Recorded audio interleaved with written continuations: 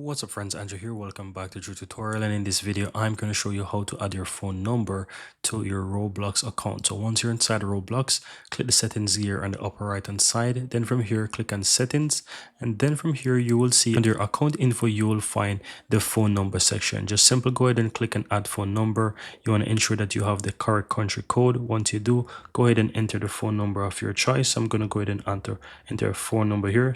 Once you enter the country code on the phone number, go ahead and click and continue. Then from here, you will receive a code to your phone, a verification code. You want to wait for that verification code. And once you receive that verification code on your phone, guys, you want to go ahead and enter that. You will see that you receive a Roblox SMS message, and then just go ahead and enter that code right here. So I'm going to quickly enter this code here that I received, and then go ahead and click and continue.